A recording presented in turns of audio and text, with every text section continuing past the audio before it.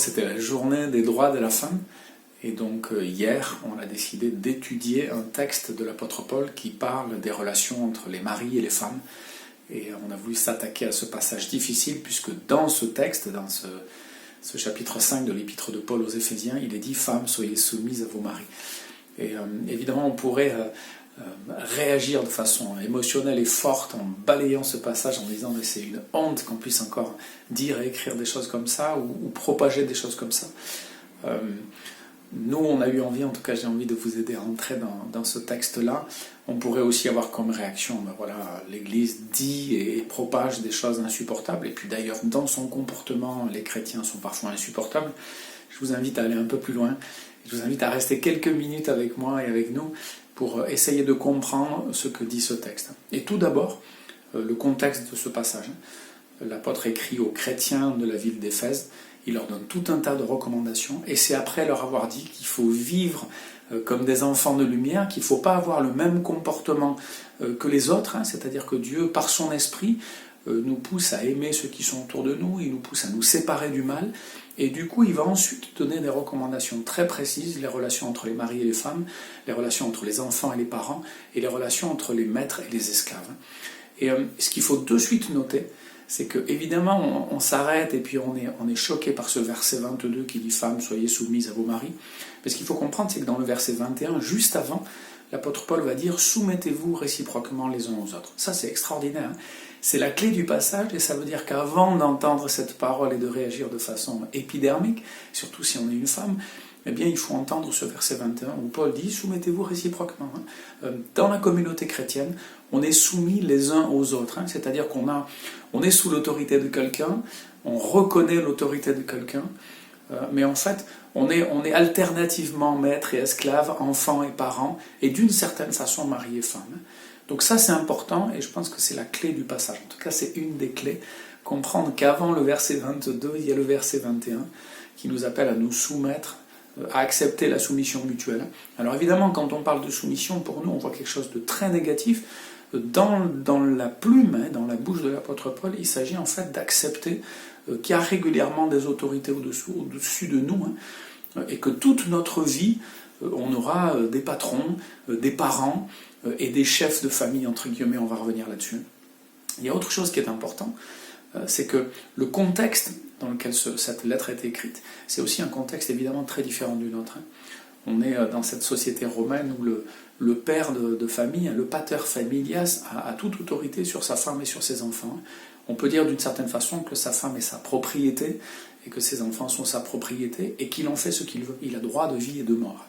Donc lorsque Paul écrit ce passage, il s'adresse à des gens qui sont sous l'autorité d'autres personnes et une autorité excessive, abusive. Et ce qu'il leur demande, et c'est assez extraordinaire, eh bien, c'est d'accepter volontairement de se soumettre à cette autorité qui est déjà une réalité. Voilà, il va dire aux femmes, soumettez-vous volontairement, vous êtes déjà en fait soumises dans cette société qui est très dure, mais faites-le volontairement, faites-le avec tout votre cœur, pour montrer en fait quelque chose.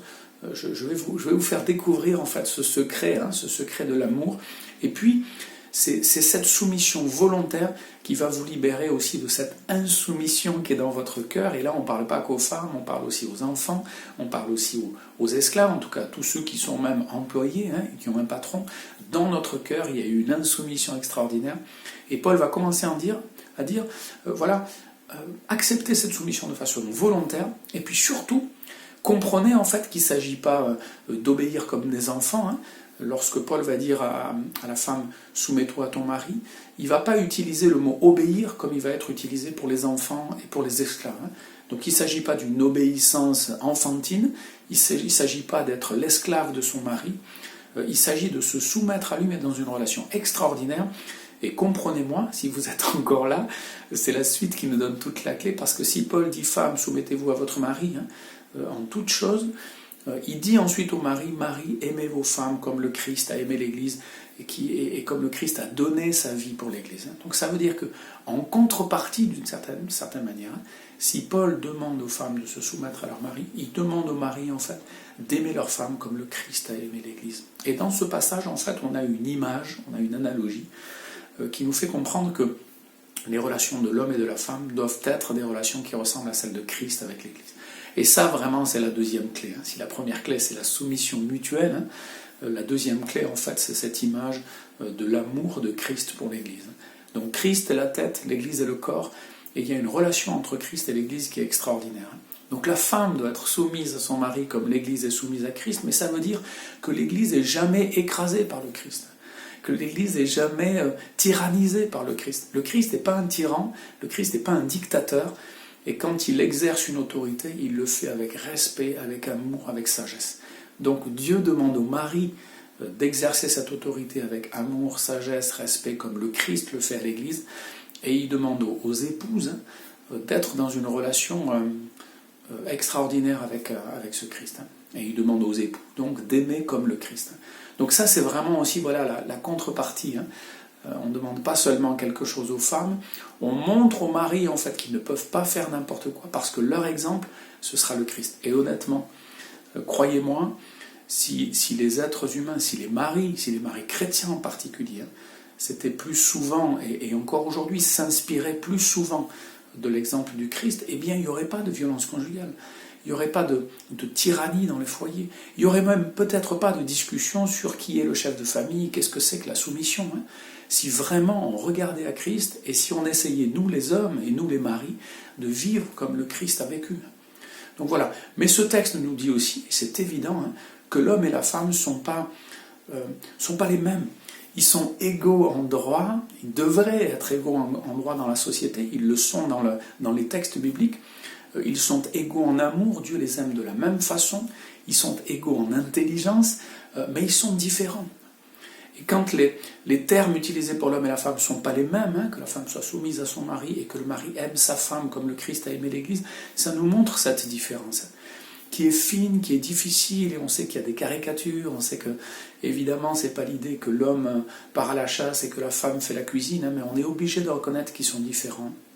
Il y a eu un excès dans cette différence par le passé, et on a marqué cette différence, et on a fait de cette différence une norme qui n'était pas biblique, mais il y a aussi un excès aujourd'hui dans la confusion.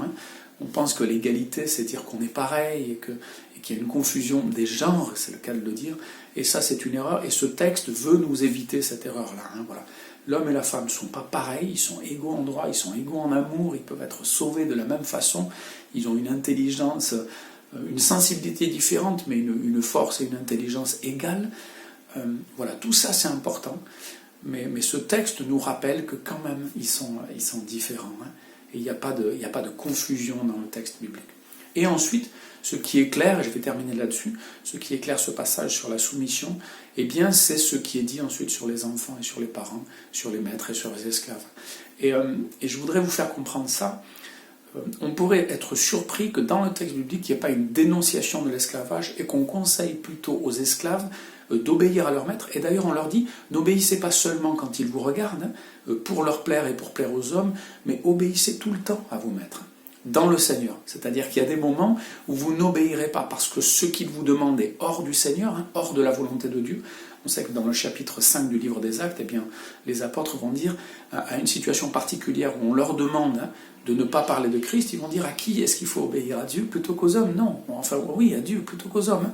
Donc il y a des moments où une femme ne va pas se soumettre à son mari, où un enfant même ne va pas obéir à ses parents, et où un esclave ne va pas obéir à son maître, parce que ce n'est pas dans le Seigneur, parce que ce maître, ce papa ou cette maman ou ce mari ou cette femme va demander quelque chose qui est contraire à ce que veut le Seigneur.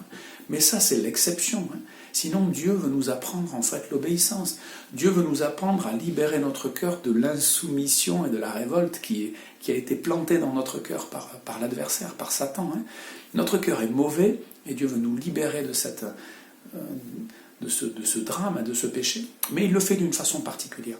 Au lieu de faire une grande révolution, au lieu de bouleverser l'ordre social, de dire il n'y a plus ni homme ni femme, les femmes ont les mêmes droits que les hommes, au lieu de dire il n'y a plus d'esclaves, il faut que tout soit bouleversé, eh bien Dieu, par l'intermédiaire de Paul, commence une révolution de l'intérieur. C'est les cœurs d'abord qui doivent être changés.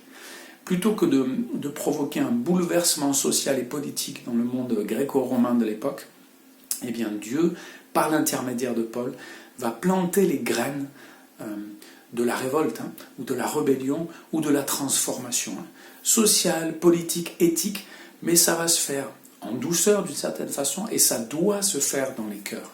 Il faut d'abord que ceux qui sont soumis de façon obligatoire, eh bien, se soumettent volontairement et montrent par là qu'ils sont capables d'humilité, qu'ils sont capables d'amour et qu'ils sont capables en fait d'obéir premièrement à Dieu. Parce que finalement, ce qu'on va apprendre là-dedans, c'est l'obéissance à Dieu, c'est la soumission à Dieu. Et la soumission, ça ne veut pas dire qu'on accepte tout ce que les autres nous imposent, mais la soumission, ça veut dire qu'on essaie de comprendre ce que Dieu veut et on veut le faire. Et du coup, on va l'apprendre aussi dans nos relations maître, esclave, patron, employé, dans nos relations parents, enfants et dans nos relations mari-femme. Et je termine sur cette relation mari-femme. Il me semble que ce qu'on doit retenir, c'est que l'homme et la femme sont différents. Ce qu'on doit retenir aussi, c'est que cette soumission mutuelle est une clé à notre vie de couple. Et ce qu'on doit retenir enfin, c'est qu'il y a peu de moments où finalement il va devoir s'exprimer dans le couple la notion de chef. Vous savez, on demande qui est le chef de famille. On dit d'ailleurs dans ce passage que l'homme est le chef de la femme, comme le Christ est le chef de l'Église. Le chef, c'est le mot tête en grec. Eh bien, je crois que ça veut surtout dire qu'il y a des moments, évidemment, comme on est deux dans un couple, où le vote sera difficile et où il faudra accepter, entre guillemets, de plier, de céder. Je ne dis pas que c'est toujours l'homme qui aura raison, parce qu'il y a des couples où, évidemment, la femme est plus intelligente, plus sage. Il y a aussi des couples où il y a une femme qui est chrétienne et un mari qui ne l'est pas. Donc se soumettre à son mari, ça ne veut pas dire tout accepter de lui, ça ne veut pas dire que c'est lui qui aura toujours raison, ça veut dire en fait qu'on va accepter de faire taire parfois notre esprit d'insoumission, et que tous les deux, mari et femme, on va trouver en fait la bonne solution, on va trouver la bonne décision, et on va tout faire pour qu'il y ait pratiquement jamais une nécessité de passer au vote du chef, puisqu'on est un et un. Eh bien, si on vote, ce sera 1 contre 1, et on va peut-être dire, bon ben voilà, je te suis, j'accepte de te suivre, parce que tu es mon mari. Mais je pense qu'il y a vraiment peu de situations où on se retrouve dans cet ordre-là. Ce qui est important, et je le dis en fait à tous les maris et les femmes, et je le dis avec beaucoup d'humilité, parce qu'évidemment, j'ai du mal à le vivre, parce qu'évidemment, en tout homme, il y a un tyran potentiel. Eh bien, je nous invite à vivre l'amour du Christ, à vivre cette relation entre Christ et l'Église. Et d'ailleurs, dans ce chapitre 5 de l'épître de Paul aux Éphésiens, Paul dit, voilà, c'est un mystère, que cette union entre l'homme et la femme, et ce mystère, c'est l'union entre Christ et son Église. Dieu nous aime, il nous l'a montré en Christ. Christ nous aime jusqu'à donner sa vie. Je vous invite, vous les hommes, vous les maris, à aimer votre femme comme Christ a aimé l'Église, et je vous assure qu'en aimant votre femme comme Christ a aimé l'Église, il n'y aura plus de questions sur la soumission, sur l'obéissance, sur l'autorité, parce que vous aurez décidé que le plus important pour vous, c'est le bien de votre épouse, et vous deviendrez aussi peut-être plus courageux que vous ne l'avez été pour vous occuper de vos enfants, pour entraîner votre couple dans quelque chose de beau et de bon, pour comprendre que vous avez une responsabilité. Alors évidemment, à l'époque, eh bien, les femmes étaient parfois freinées dans leur vie sociale, professionnelle par la maternité, le fait d'avoir des enfants, le fait de s'occuper de ces enfants, et les hommes, eh bien, s'occupaient de leurs femmes d'une autre façon. Ils avaient une responsabilité masculine au sens où il fallait qu'ils trouvent à manger, il fallait qu'ils s'occupent concrètement et matériellement de leurs femmes. Aujourd'hui, les choses ont changé, mais ce qui n'a pas changé, c'est que les hommes sont appelés à aimer leurs femmes comme le Christ a aimé l'Église, et les femmes sont appelées, c'est l'expression qui est utilisée à la fin de ce passage, à respecter leur mari. Que Dieu nous aide, que Dieu nous accompagne sur cette voie, et qu'il nous guide pour que nous puissions véritablement nous aimer. Nous sommes différents, mais nous sommes aimés par Dieu. Et avec l'aide de l'Esprit de Dieu, nous pouvons retrouver cette communion qui existait au premier temps entre Adam et Ève. Nous pouvons dépasser cette envie de dominer qu'ont les hommes, et cette tension forte qui peut exister de par nos différences et de par notre péché. Nous pouvons dépasser petit à petit tout ça avec l'aide de Dieu, avec son esprit. Les chrétiens sont invités à lutter contre le machisme, ils sont invités à se poser des questions concernant les violences conjugales.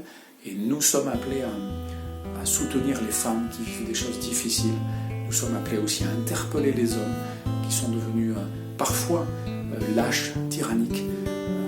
Et que Dieu nous guide sur cette voie difficile mais importante. Amen.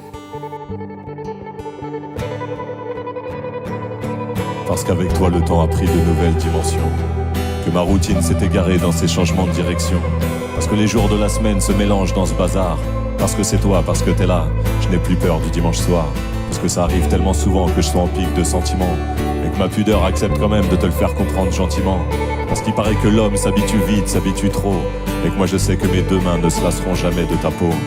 Quand je vois tout ce qu'on a construit, je me dis que 10 ans c'est tellement long, et puis je me dis que c'est tellement court à chaque fois que s'affiche ton prénom, parce que le temps n'a pas d'emprise sur la couleur de tes yeux, parce que le vent éteint une petite flamme mais attise un grand feu, parce qu'on s'est tant rapproché que nos souvenirs se ressemblent, parce que quand la vie n'est pas simple, c'est tellement mieux d'être ensemble, parce que je sais que le lundi je vais te parler et te voir, parce que c'est toi, parce que t'es là, je n'ai plus peur du dimanche soir.